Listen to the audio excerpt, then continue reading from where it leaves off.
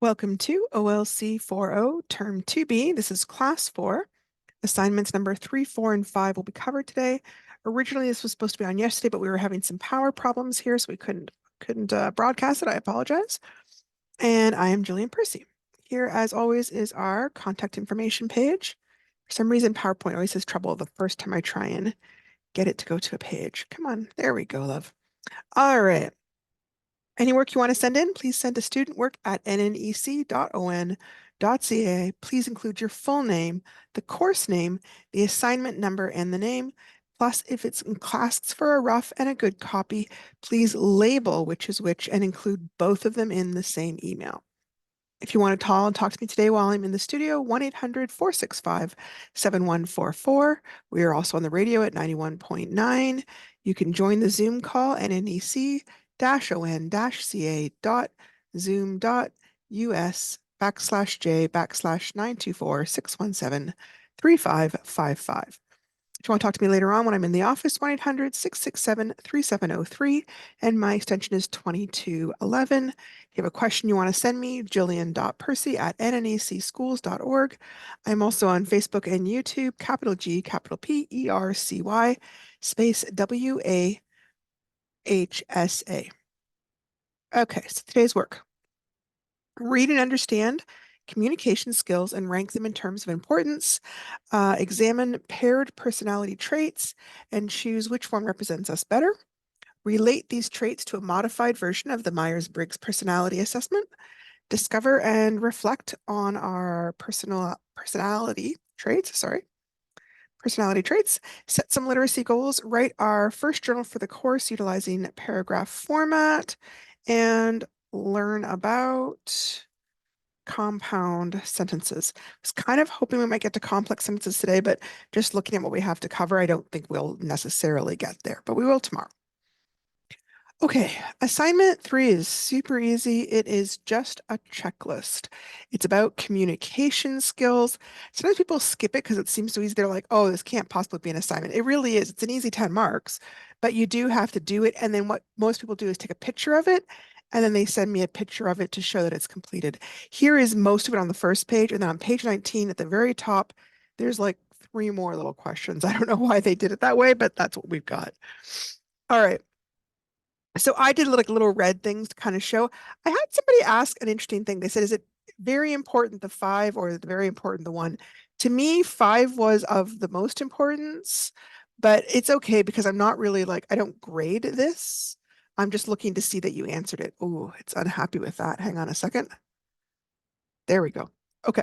So we've got things like oral communication skills, following instructions, listening skills, conversational skills, giving feedback, communicating with the public, conflict resolution skills, negotiation skills, interview skills, and training skills. Then we're looking at writing communication skills, spelling skills, grammar skills, using punctuation, email messages, using words effectively, using techniques of style effectively, writing routine and pleasant letters and memos, writing unpleasant letters and memos, writing to persuade, writing short reports of less than 3 pages, or writing formal reports of more than 3 pages. And then diversity or multicultural communication skills, cultural awareness, second language skills, nonverbal communication, verbal communication, communicating ideas clearly to different audiences. And then we have electronic communications, use of email, use of Facebook, cell phone use, including texting. Okay, so super simple assignment, probably will take you like less than 5 minutes. Okay. However, after you finish the checklist, take a look at it because it's something that we can use for assignment number 5. Is there anything that you marked as important but would like to get better at? Because that would be an easy one to pick as one of our literacy goals, which is something we work on in assignment 5. So if I look at my checklist, I checked that I thought email is pretty important, But if I feel like I'm not really very good at writing emails, then that becomes a possible literacy goal that we can use for assignment number 5. So keep this checklist around as we will be using it shortly. We do not, unfortunately, do a lot of work with oral communication skills in this particular course. Just the nature of the course that gets a little bit tricky. Um, so you can certainly have it as a goal. It's just not one I can necessarily help you with. All right, assignment number 4 is another one that's a little bit longer, but similar. It's a checklist, okay?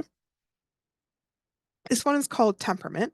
The word temperament means your character or your personality. While reading the following lists of attributes or personal qualities, think carefully about which is more often true about you.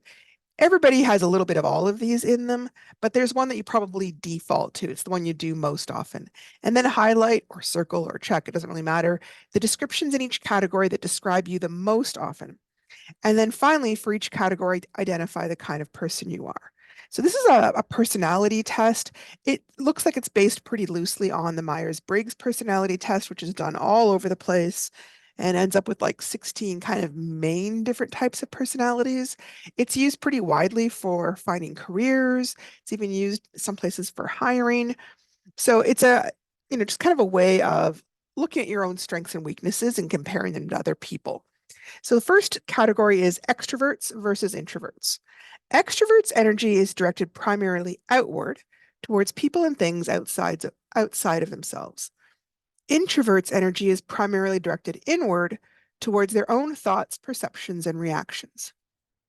Therefore, extroverts tend to be more naturally active, expressive, social, and interested in many things, whereas introverts tend to be more reserved, private, cautious, and interested in fewer interactions, but with greater depth and focus. So here is what it looks like more or less. And see how we're talking about the paired? You have to choose one each time. Do you more often have high energy or do you have kind of more quiet or reserved energy? I'm going to kind of grab this and I will just do one really quick for you. Well, let me do that. Yeah, I will. Have quiet energy. Talk more than I listen, listen more than I talk. Gosh, I think one of my drawbacks of my job is I definitely talk more than I listen. Think out loud versus think quietly in my head. Act and then think or think and then act. I'm definitely a thinker than an actor. Likes to be around people a lot, feels comfortable being alone. Now, everybody likes people at some point, but what's your default? If you're feeling a little bit down, do you default to being with people or do you default to having some time alone? Prefer a public role, prefer to work behind the scenes, can sometimes be easily distracted, has good powers of concentration.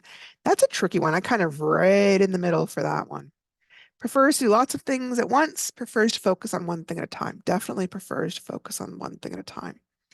Outgoing and enthusiastic or self-contained and reserved. Okay.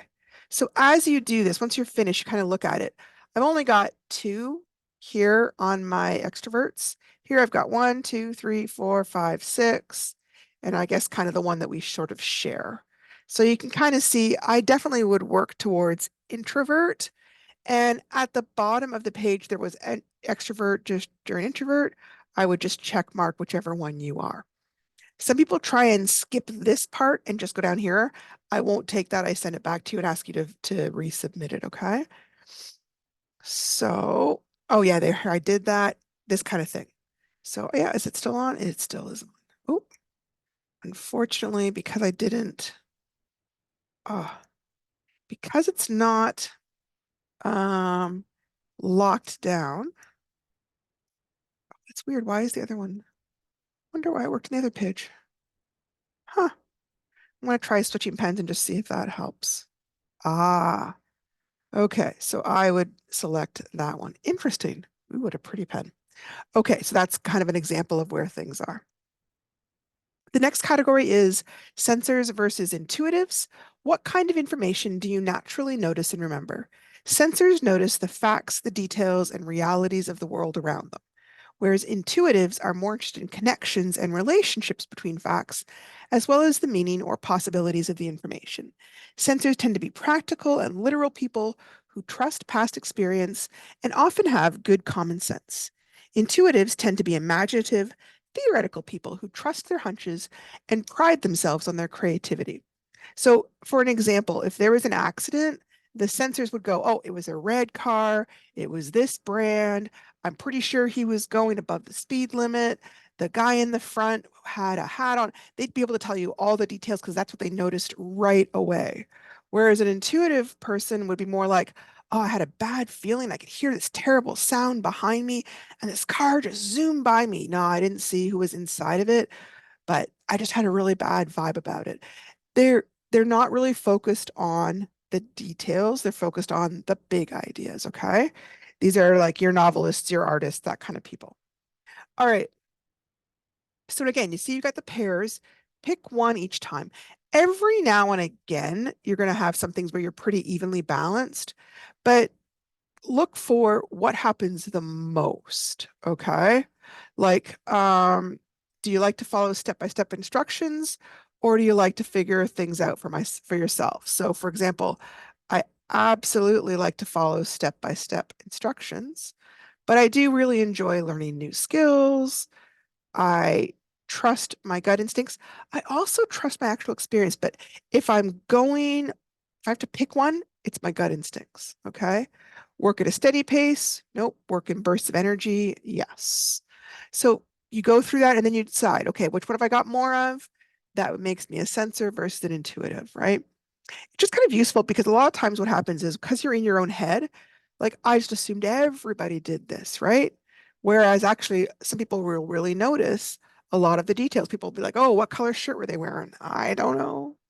I'm not sure. What kind of car do they have? It was dark. Where someone else would be like, what do you mean? Didn't you notice it was a Ford 150, blah, blah, blah, blah, blah, right? Because they notice that right away.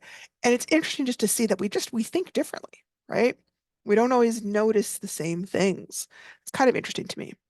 Anyways, thinkers versus feelers. How do you decide or come to conclusions? And I want this one kind of, some people get upset about this one. Everybody thinks, everybody feels. This has nothing to do with how smart or how strong you are or whether you're a cold or a warm person. It comes down to if you've got to make a decision, do you go by your gut or do you go by, oh, I've looked at these logical reasons and I think these are the correct reasons and therefore I'm picking these reasons, right? Most people kind of have one way. They really go towards how they make decisions.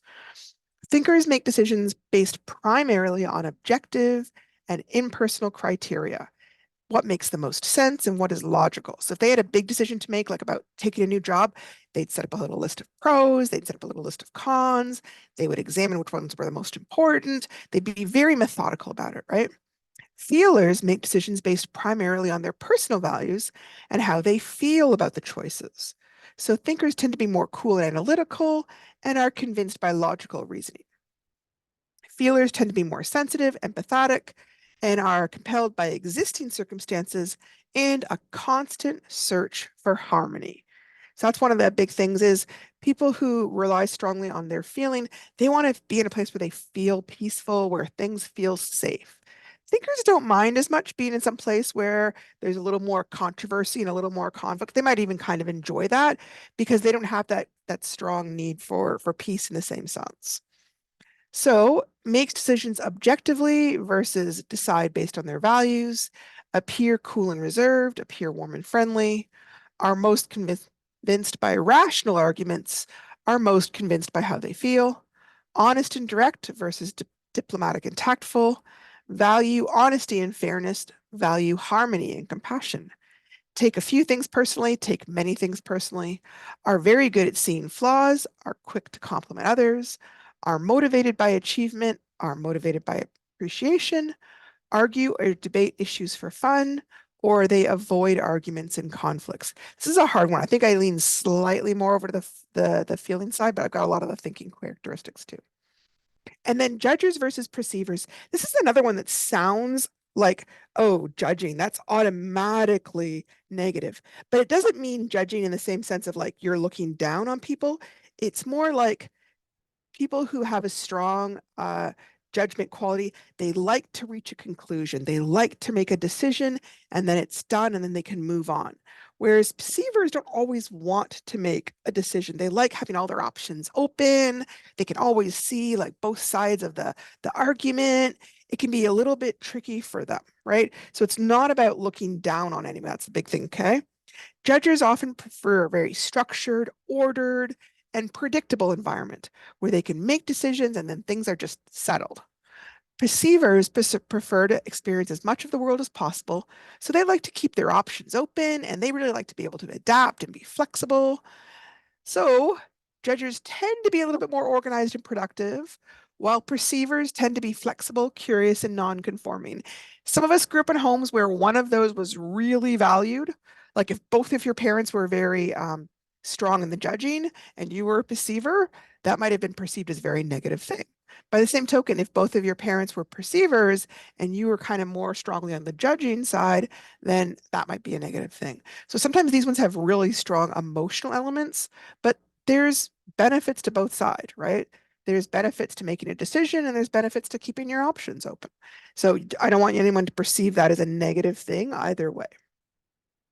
Um, this really kind of talks about a lot of what we just talked about.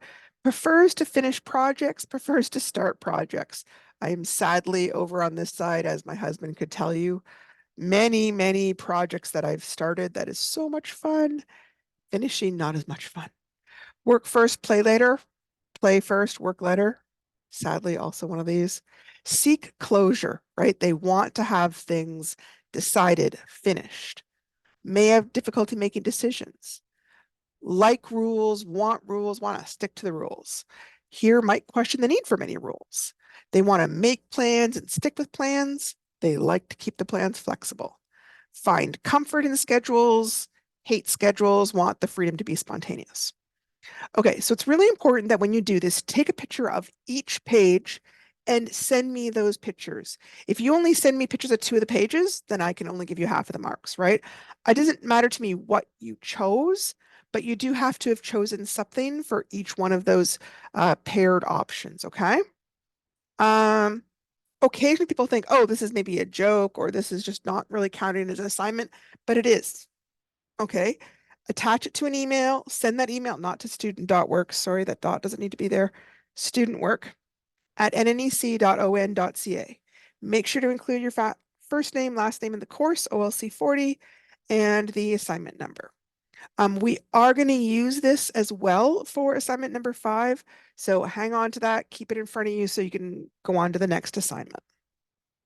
Um, if you enjoy these kind of quizzes, some people hate them. Some people love them. I love them myself. I didn't write this, but I do.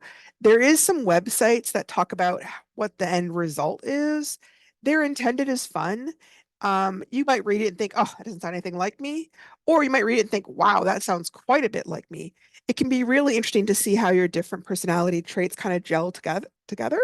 Like I find it interesting. You can change one answer and see if it changes things. So for example, I list as INFP, so intuitive, introverted, feeling, perceiving. But what if I look up INFJ? If I just substitute judging for perceiving, it's interesting how just that one little difference can make your whole personality very different. Now I don't consider these like 100% reliable. They're not like medicine or anything, but they can be kind of a fun tool to play around with if you're interested. I'm going to kind of show you two of them really quick if I can. Oh, let me see if it'll work. Hang on, I forgot about. I'm not in Google and I don't find PowerPoints quite as good as those. Okay. One's called 16 Personalities, one's called is called Truity. There's all sorts of information that you can read on their site for free. Again, if you enjoyed it, it's worthwhile to kind of go and look around. It's not quite letting me now, so I'm going to go on to the next thing. Okay. So, like I said, I've been making some changes in the assignments. I've been just, especially at the very beginning, I think some assignments are a little bit intimidating and people get overwhelmed and suddenly go, oh, I can't possibly do this. And so I'm kind of trying to start the course a little bit easier this term and slowly work up to some of the harder stuff. So this one is originally a journal entry about yourself and is worth 20 marks. You've just spent some time thinking about the most important person in your life, you. Using what you've learned about yourself from the 2 surveys in this lesson, your task is to write a journal entry approximately 1/2 a page about the type of person you are. Your response should include details about what you've learned about yourself from each survey, as well as any other information you choose to include. You also need to include a literacy goal you have for this course and a comment about how the 7 grandfather teachings might help you. A literacy goal is something you wish to accomplish. For example, with regards to writing skills, maybe you'd want to be able to write better paragraphs or be able to write a good cover letter or resume. For reading, maybe you'd like to be able to read a chapter in a textbook and understand it. Use the rubric or the next page to guide your writing. You are to submit both a rough copy and a final copy of your journal entry. Okay, this is the original assignment. Oh, I want to copy. We do have journals throughout the course. They are a major part of the course, in part because it is a government requirement, right? The government says people that are in this course need to keep a learning journal that documents the step they've taken to monitor about their own learning during the course. Okay. So this is not by any means the only journal. We're going to be doing journals through the entire course. Also, each journal topic gives you a chance to express your opinion on what we've studied and on your own work. And third, it's kind of intended to give you ownership over your own learning and develop the ability to evaluate your own skills and progress. It's a really important skill as an adult, right? Once we get out of school, we make our own goals, make our own decisions about what we want to pursue. So, a lot of you or most of you are adults, and I'm just kind of here trying to help you out, right? We are partners in this learning process. This is not intended as just busy work. It's more intended to encourage the process and practice of self-reflection on your literacy skills. Even after you leave school, you might find you still have literacy goals. For example, I was an English major, but my oral communication skills were really poor. That's been something I've worked on a lot as a teacher, right? It's a huge part of being a teacher. Just because I left school, though, didn't mean I stopped working on that goal. So by the same token, you may have certain things that you're doing in your job that you want to get better at, and maybe this course is going to help you do that. Okay. So I did revise the rubric that we use for marking because I thought that the rubric in the um, course was not as clear as it could be. So up top, I would write the journal number. I would circle whether it's the rough or the good copy. I would put your name, and then we look at the criteria. First thing we're looking at, does your answer show understanding of the question as well as journal and paragraph format? Limited is here at a D level. Some understanding is a C level. Good understanding is a B. Excellent understanding is an A. Then that you've selected relevant details and examples to explain any concepts or opinions. Here you've got one or two details. Here some different ideas are illustrated. Here most ideas have details or examples. And here all the ideas or opinions are very thoroughly illustrated. Here, this is kind of talking about your writing style. It's looking at vocabulary, sentence structure, variety, transitions, and how you use those things to communicate your thoughts. Limited use is D, some use is C, strong use is B, and excellent use is an A. Okay, here's the other half. This middle part, this is the part that everybody kind of worries about, but you can see it's only one part of the rubric. It's not everything, right? Nobody's ever going to fail a journal because their spelling is not great or that they forgot to use any periods, right? It's just not going to happen. So I do want you to get better at those things, but I don't want you to feel panicky about those things, right? So this category is looking at how you apply language conventions. This is things like spelling, grammar, capitalization, punctuation, right? Um, Many major errors is a D. Some minor errors or one or two major errors is a C. B is a few minor errors, and excellent is still one or two minor errors. I want to point out, even an A is allowed errors. Nobody writes perfectly. Everybody makes mistakes at times in their grammar or their punctuation. There's so much to think about when you're writing. It's just very easy to make mistakes. So I don't want you to be overly critical of yourself about this, okay? The length. The length meets the minimum sentence or page length as required. I'm putting this here because occasionally I get people who are like, the assignment asks for a page and they hand me in two sentences. I won't mark it. All right. If it's that short, I just send it back to you. I can't really effectively see how well you're doing if you haven't given me the appropriate length. Okay. So length here, I'm sorry, I can't go in there because the picture's been I need to fix. Length is too short. Length is just below the minimum standard. Length meets the minimum standard. So if it asks for 5 sentences, write 5 sentences. If it asks for half a page, write a half a page. That's easy, okay? Length exceeds the minimum standard by a significant degree. Some people write extra, like I asked for 5, but they wrote 10. I asked for half a page, they wrote a page. That's fine, right? You get a little bit extra marks because it gives me more to work with. Okay, here is the revised version of this assignment. It's on the same topics, really. It's just me trying to make it more clear how you're getting the marks and trying to make it a little more obvious, I guess. So number 1, name one grandfather teaching that will help you while doing this course and explain how or why it will help you. That is worth 2 marks, I believe. And occasionally I did these separately. Yep, 2 marks. Okay. The grandfather teachings are bravery, humility, respect, honesty, truth, love, or wisdom. Oh, that's weird. Sorry. Oh, I changed from Google to PowerPoint, just because Google Font has been difficult lately.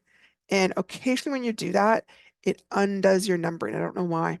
All right, so number 2, tell me 2 communication skills from assignment 3 that you feel like you're really good at. That checklist, pick 2 of them, write a sentence about each one of them, 2 marks.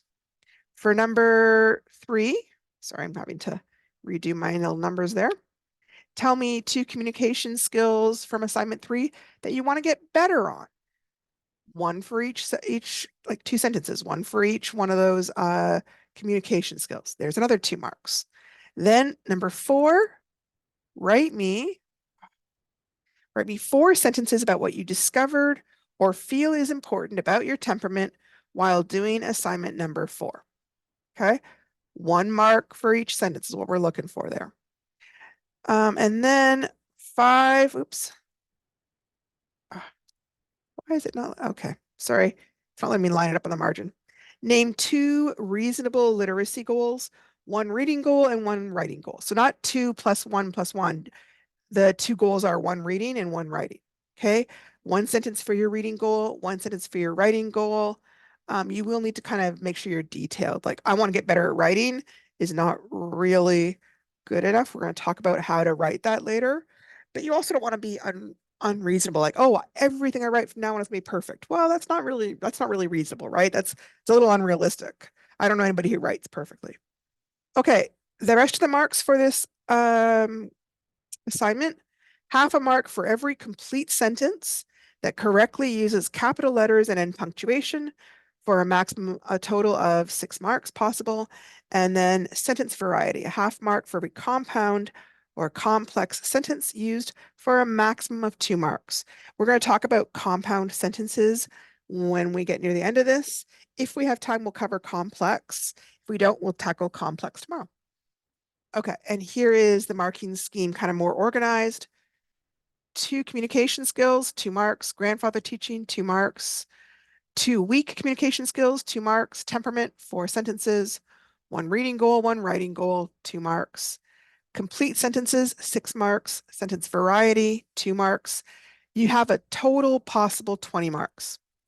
The big difference between this assignment and the other one, because really it's the same thing. I don't know if you can see that. It's mostly the same things, is I am not asking you for a rough and a good copy. That is the big thing. I'm sort of spelling it all out.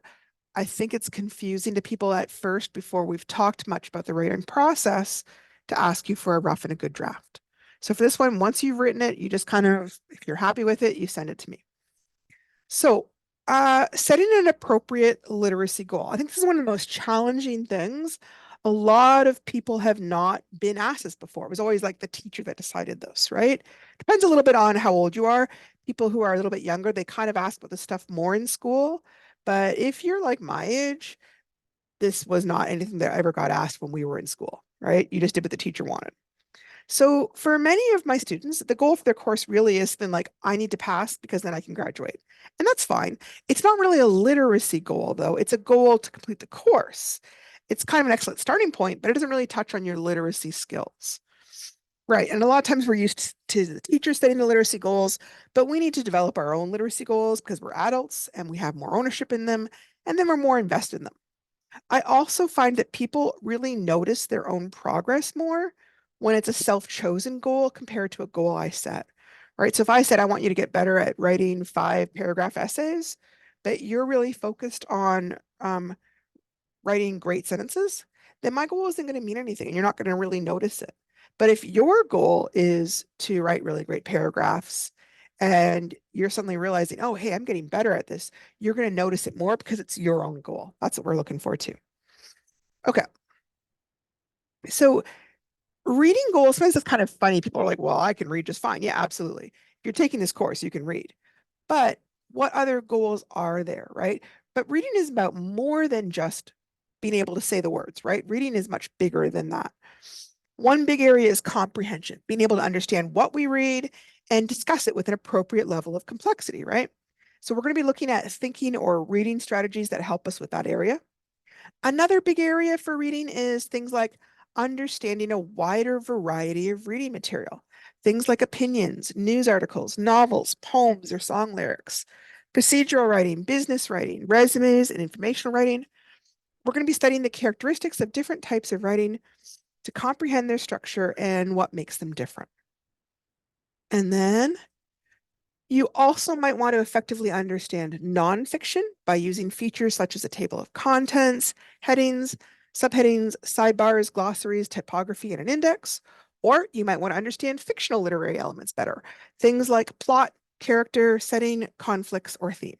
So any of those are possible goals that you could choose if you're having trouble thinking of one for yourself. If you already have one, that's fine. You're free to use that. I'm just giving you some ideas. Okay, possible writing goals. This is another area where people are sometimes like, I want to be better, but they're not really sure what they want to do different. So again, you might have a very specific writing goal. Sometimes people do, and that's fine to use this. This is just if you're having trouble thinking of a writing goal, these are some possibilities, okay? You might want to improve your sense of grammar and ability to write a variety of sentence types. You might want to improve your ability to write in proper paragraph format, improve your ability to prove your points using examples or evidence from the text. You might want to improve your ability to write in different types of formats, such as journals, news articles, opinion pieces, short answer paragraphs, procedural writing, or business writing. Or you might want to improve your ability to revise and edit your writing to improve it. Those are some possibilities. Again, you're welcome to include some more. Okay, so here I'm just kind of going through examples of how to answer each one of these, right? So for the sentences on grandfather teachings, my example would be something like, the trait of perseverance can help me with this course because when I get discouraged, it will be important to keep on completing assignments. So you might write something like, one grandfather teaching that I might use during this course is, tell me what it is, because, and then explain why or how you're going to use it. 2, strong communication skills. I have strong listening skills that help me understand my customers and my job. I am good at communicating with the public and with my coworkers. This is based off of assignment number 3. I just looked there, saw what I felt I was good at, and used that to help me write this. 2, weak communication skills. I want to get better at understanding how to write good sentences. I would like to learn how to write short reports on different topics for work. And again, I just went right to assignment number 3, looked at the checklist. Where was I weak? And what do I want to improve on?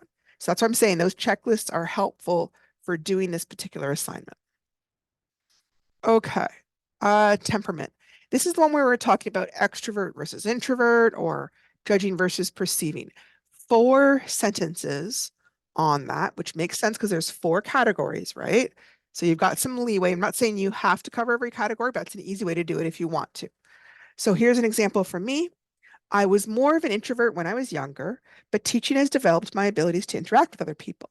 I tend to use my gut when making decisions rather than thinking things through logically. I don't really pay attention to details most of the time, but I focus on the big picture and try to see patterns. I often have trouble coming to a decision because I can see both sides of a situation. So it's not super long, but I'm just discussing myself, especially in relationship to assignment number 4. And then I've got one reading goal and one writing goal, which we just talked about. Here's an example for me. My reading goal is to better comprehend different types of writing formats. And my writing goal will be to write better sentences and paragraphs so I can sound more professional at work. And at that point, I've finished everything I need for that assignment. However, one of the things we were talking about was creating a compound sentence, okay? Remember that a simple sentence has a subject, which is a noun or a pronoun, plus a verb telling what's going on. A compound sentence is just two simple sentences joined together using what's called a coordinating conjunction, right? And there's only 7 of them. They're the only ones that we use to join two simple sentences. And they are for, and, nor, but, or, yet, and so. Generally, we put a comma right in front of the coordinating conjunction. Now, the two simple sentences have become one big sentence.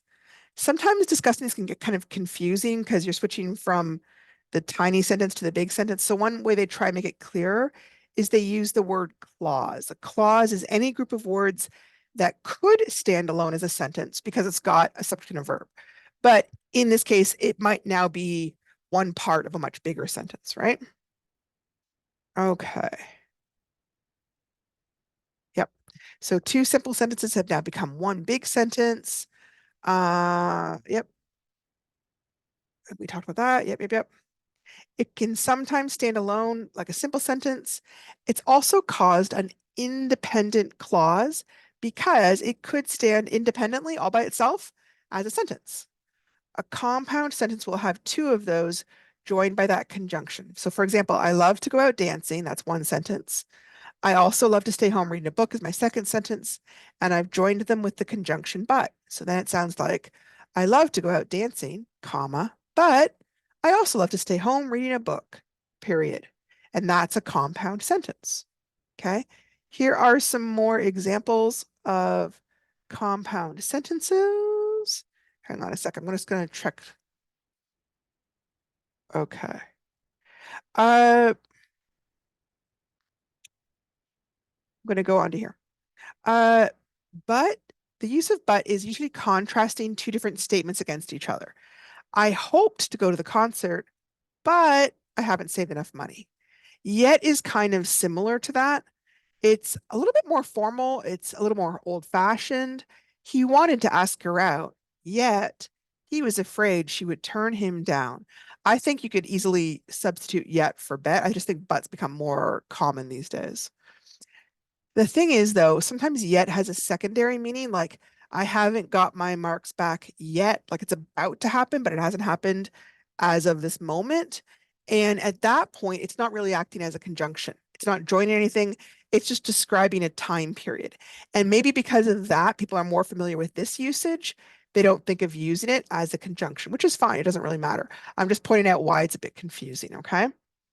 For implies reason, right? One sentence is the reason for the other. I want to go see grandma for this Christmas is her first one without grandpa. So also has that idea of giving a reason, right? He refused to do his homework, so his parents turned off the internet.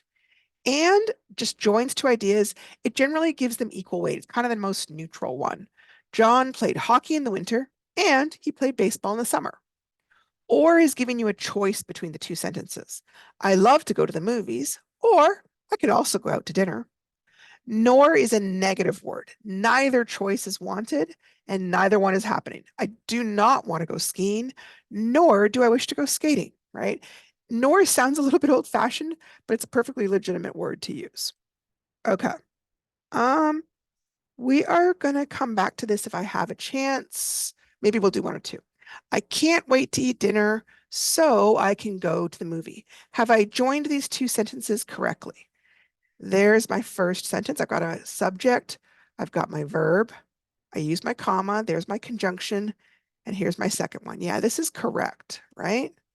Let me do it. Hang on. See if it'll let me. Oh, there you go. How cute. Okay, she loves going shopping, comma, she is excited to pick up new clothes. Okay, this is incorrect. This is the most common sentence error I see.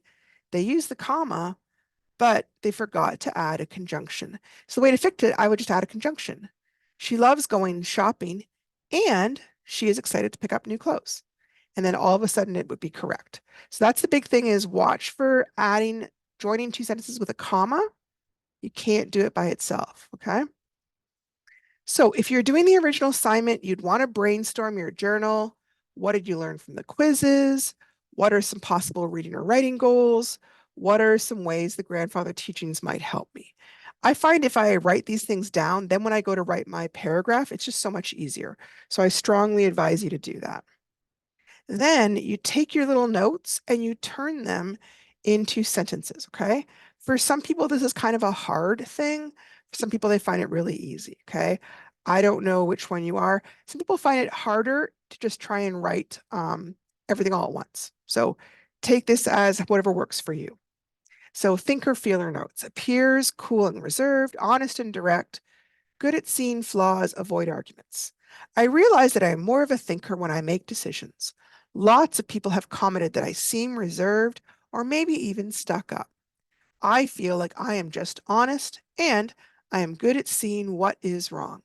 However, I still try and avoid arguments. Now, I didn't use these word for word, but they helped me have the ideas for writing some sentences. Possible literacy goals. Um, Using reading strategies, revising skills, or editing. I wasn't really sure here. I had a hard time thinking about what would be a good reading goal, but finally decided on using different reading strategies because I felt like I didn't understand them. In the area of writing, I think I will focus on my revising skills. I am interested in learning ways to make my writing stronger. So that's how you turn your little notes into your sentences that will be part of your rough draft. So here is a very simple rough draft. I've got some mistakes in here because I'm going to try and, if we have time, use it to practice our revising. But here's what I've got so far. The grandfather teaching I'm using for this course is bravery. It is hard coming back to high school after so many years away. My reading goal is to be able to understand longer works like novels better. My writing goal is to understand grammar better so I know my sentences are correct. I found doing the checklists interesting. I am a little more of an introvert. I enjoy spending time alone. I make decisions based on gut instinct rather than logic, and I am very intuitive and I am a perceiver. Okay. Just like when we walk into a room, we say hello to people and then we say goodbye when we leave. When we're writing a paragraph, we usually use an opening sentence and a closing sentence that's kind of working like hello and goodbye, but on the page. Your opening sentence should introduce your topic, and then it should also introduce your idea or your opinion about your topic. So, for example, the journal topic for this one is me, right? Or you, right? Either way. And what is your overall opinion about yourself in relationship to goals and the grandfather teachings and these kind of skills, right? So my overall opinion is that I have some fears about doing this course, but I have many strengths that will help me succeed. So if I was going to write an opening sentence, I might say something like, after taking these quizzes about our characteristics and skills, I realize that I have many strengths that can help me succeed in this course. Okay? So then we're going to look at closing sentences. A closing sentence usually echoes or restates your opening sentence in different words. So my opening sentence was what I just said. A possible closing sentence has to have a similar kind of feel, but in different words. So I think that taking this course will be a challenge, but that I will achieve my literacy goals. So here we're talking about succeeding, and here we're talking about achieving. Same kind of idea, okay? If you are doing the original assignment, take a picture or a photocopy of your rough draft. Keep one copy good and hand that in to me. Use the other copy to correct and make any changes on it. Be sure to check your spelling, your punctuation. After you've made all the changes you want, copy it or type it over in good, and then hand in to me both the rough copy and the good copy. Again, please label them right at the top. This is my rough copy, this is my good copy. It's so much easier. Okay. Things to check for when you're revising it. Does it make sense? I kept fishing with dad, likes to hunt too. Uh-oh. Did I mean I went fishing with dad? Or I went fishing and hunting? I need to fix that sentence because it's confusing. Have I duplicated small words like the and the? It's really easy to write the on one line And then on the next line, write the again, and you didn't need it. Have I left off some small words like or the? I went to the store. Add those back in. Is it a bit vague? Should I add some details? Like if I just said I'm a feeler, I might need to say I know that I'm a feeler because I tend to rely on my gut instinct, right? Add some more details to it. Have you repeated yourself? Sometimes people get overwhelmed at the idea of like, I have to write 6 sentences. And then they just kind of say the same thing over and over again because they're not sure what to do. I am a thinker. I like to think things through. That's why I'm a thinker. Well, really, I'm just saying the same thing over and over again there. It's not really great writing. I need to give some ideas. How do I know that I'm a thinker? Look at the assignment number 4 for some ideas. I like to make up lists when I make decisions. I like to make sure I'm being logical, things like that, right? Did you answer the actual question? Every now and again, I get people who what they wrote in the journal seems to have no relationship to the question. And I'm not sure if it's related to, I know in some classes, uh, journal just means write whatever you think. And there's like a prompt on the board that's like an example, but you don't have to use it. But for this course, you have to use the journal prompt. You have to. If you don't stay on topic, it's another one where I'll just kind of hand it back to you and say, I'm sorry, but you need to redo it over. I can't really mark this because it's not talking about what I'm trying to look for, right? And then is it long enough? Don't hand me in 2 sentences if it's asked for 6, okay? Check the assignment every single time and see how long is it supposed to be, okay? Um, yeah, we've got a little bit of time. Uh, before we go, I'm just going to practice revising my rough draft. I'm not going to look at my opening and my closing. I added them there so you can see them. The stuff in the lighter color here is what we're going to look at to see, are there any mistakes that I need to fix or any sentences I need to add some details to, for example. The grandfather teaching I am using for this course is bravery, period. That's fine. It is hard coming back to school after so many years away. Yep, that makes sense. There's a period. Oh, my reading goal. Okay, I always start period sentences with a capital letter, so a big M there. My reading goal is to be able to to be able to. I'm saying the word to, but I'm not putting it in there. That's those little words that we miss sometimes, right?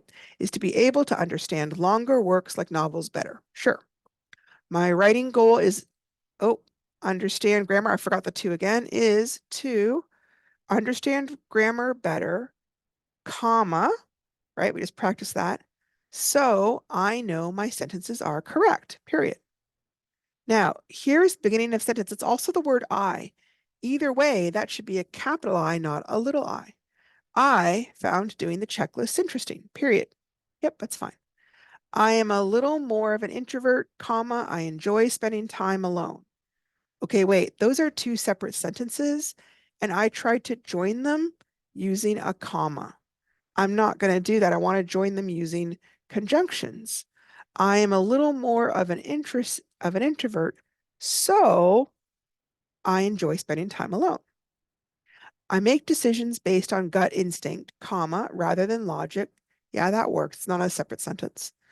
And, oh, wait, here I've got a period and then I've got an and. That doesn't make any sense. I'm going to take off the and just start a new sentence there, right? Okay, hang on. Sorry, that's tricky. Oh, no, the whole thing disappeared on me.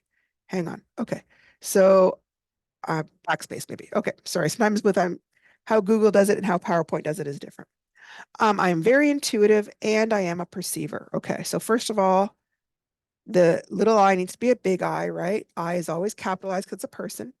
I am very intuitive.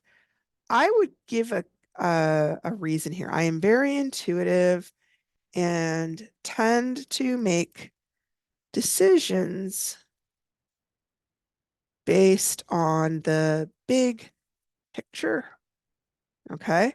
And then I would start a new sentence about being a perceiver. I am a perceiver and let's see, what about being a perceiver? And like being flexible with my options. Okay. So I added some details to that sentence. So that didn't take me very long. That took me less than 5 minutes to do. So now I could hand in this good copy as my good copy. So if you feel confident and want to tackle the original assignment, by all means do. If you want to tackle the revised assignment, by all means do. Tomorrow we will work on assignment number 6. Please do not start reading the novel yet because we're going to be making predictions about the first chapter. And if you read ahead, you kind of already know what's happening, so it's going to be hard to do that. So please don't. On Monday, we will tackle assignment number 6. Okay. Thank you so much for coming out, and I hope this is helpful.